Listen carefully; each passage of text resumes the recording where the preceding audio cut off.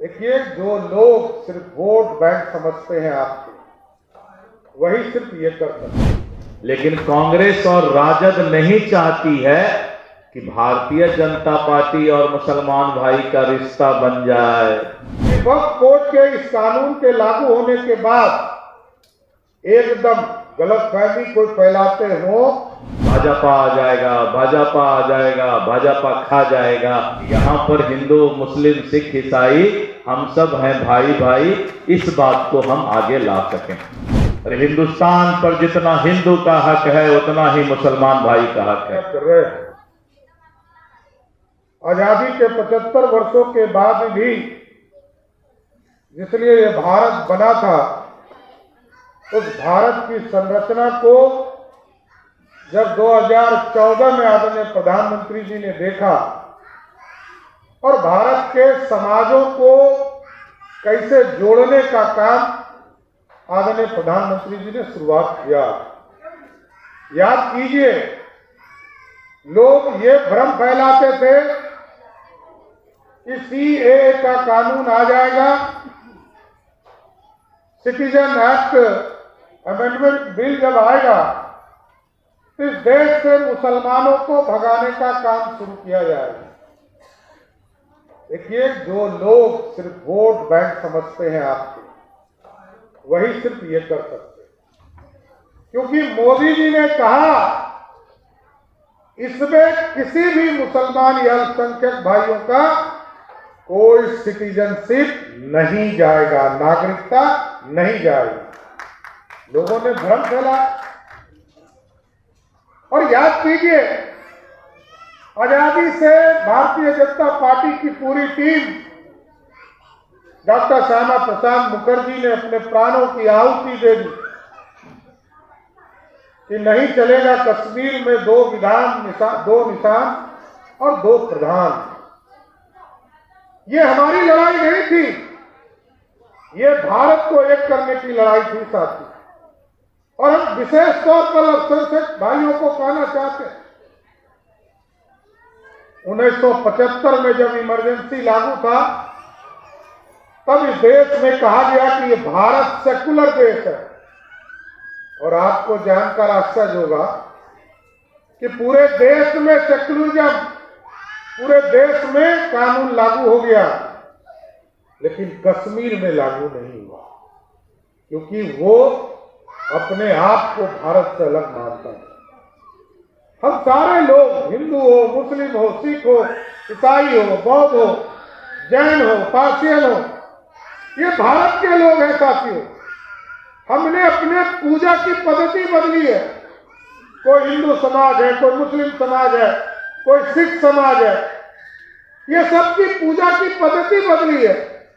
हम सारे लोग भारतीय हैं, यही हमारी पार्टी चाहती है।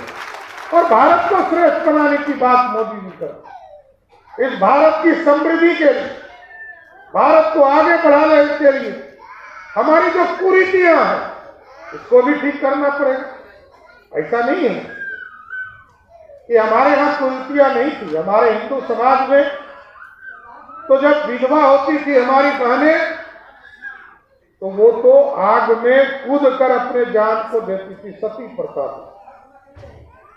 हमारे यहाँ भी बहु विवाह का कंसेप्ट था, 2 शादी, 3 शादी, 4 शादी तक। हमारे यहाँ भी हिंदू मैरिज एक्ट बनाने का काम किया।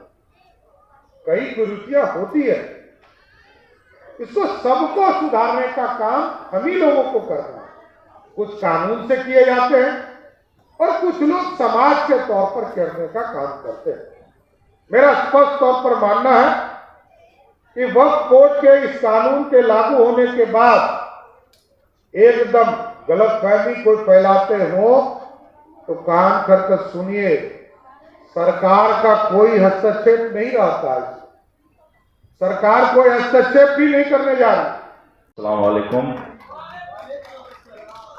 मैं तो किशनगंज से आता हूं और किशनगंज आप जानते हैं कि कश्मीर के बाद सबसे ज्यादा अकलियत भाई वहीं रहते हैं। तो मेरा जबान भी उर्दू ज्यादा है, मैं उर्दू ज्यादा बोलता हूँ। 10 बात बोलता हूँ तो 5 उसमें उर्दू ही निकल जाता है। क्योंकि सुबह से शाम तक उर्दू और अपने अकलियत भाई के साथ रहता हूं और मैं लगातार वहां से चुनाव भी इसलिए जीतता हूं कि दल के साथ मैं दिल से भी जुड़ा हुआ हूं। मेरा नाम दिलीप है, तो दिल से मैं जुड़ा हुआ हूं और लगातार चुनाव जीतता हूं और अकलियत भाई, मुसलमान भाई के वोट से चुनाव के जीत कर आता हूं, बीजेपी से आता हूं। देखिए, जब दिल का रिश्ता जुड़ जाएगा तो दल का रिश्ता अपने आप जुड़ जाता है और जब तक दिल का रिश्ता नहीं जुड़ेगा तब तक दल का रिश्ता नहीं जुड़ पाता है। तो इसी के लिए भारतीय जनता पार्टी के केंद्रीय नेतृत्व ने दिलीप जायसवाल को प्रदेश अध्यक्ष बनाया कि यहां पर हिंदू, मुस्लिम, सिख, ईसाई हम सब हैं भाई भाई, इस बात को हम आगे ला सकें। और मैं आपको विश्वास दिलाता हूं, वक्फ बिल संशोधन पर मैं 2 मिनट बाद आता हूं, मैं आपको विश्वास दिलाता हूं कि भारतीय जनता पार्टी का कार्यालय अकलियत भाइयों के लिए खुला हुआ है। जो अकलियत भाई को सम्मान मिलना चाहिए, भारतीय जनता पार्टी जो 70 साल में कांग्रेस नहीं दे पाई, हम देने के लिए तैयार हैं। लेकिन कांग्रेस और राजद नहीं चाहती है कि भारतीय जनता पार्टी और मुसलमान भाई का रिश्ता बन जाए, उसका दुकानदारी बंद हो जाएगा। यही ना नेतागिरी है कि इतना डरा के रखो अकलियत भाई को, मुसलमान भाई को, भाजपा आ जाएगा, भाजपा आ जाएगा, भाजपा खा जाएगा। और 70 साल से कांग्रेस और आजादी के बाद से आज तक जो तथाकथित सेकुलर पार्टी अपने आप को बोलता है, भारतीय जनता पार्टी से मुसलमान भाई को, अकलियत भाई को दूर रखने का प्रयास किया। मित्रों, जब आप नजदीक आएंगे, भारतीय जनता पार्टी के नजदीक आएंगे, तो हमारा जो फैसला होगा उसमें भी आपका ज्यादा से ज्यादा राय लिया जाएगा। आप आइए, अलग रहने की आवश्यकता नहीं है। और जब आपका भी, और जिस तरह से दानिश इकबाल साहब और हमारे यहां जितने भी अकलियत के नेता बैठे, जब आप हमारे साथ रहेंगे तो फैसला भी सब कुछ हम लोग मिलजुल कर करेंगे। ठीक कहा आदरणीय श्री सम्राट चौधरी जी ने कि जब CAA कानून आया था तो पूरे देश में अकलियत भाई, मुसलमान भाई को भड़काने का प्रयास किया गया था कि अब यहां मुस्लिम भाइयों को दिक्कत हो जाएगा। लेकिन आज कितना, 2 साल तो हो गया कानून बने, अब तो लोग कानून भी भूल गया। किसी को कुछ हुआ क्या? अरे, हिंदुस्तान पर जितना हिंदू का हक है उतना ही मुसलमान भाई का हक है। इसलिए इस तरह का अब्बा उड़ाने वाला, इस तरह का साजिश करने वाला और कानून के खिलाफ भड़काने वाले लोग को आज इससे बड़ा तमाचा क्या हो सकता है कि CAA कानून जिसके खिलाफ अकलियत भाई को भड़काने का प्रयास किया गया, उस कानून के आने के बाद किसी अकलियत भाई को कोई दिक्कत नहीं हुआ। पैनोरमा ग्रुप, जो सोचता है वो करता है।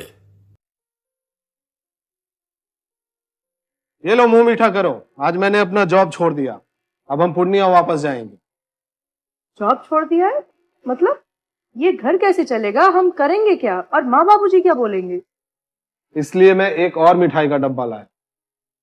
अपने बिजनेस के लिए लोन अप्रूव हो गया।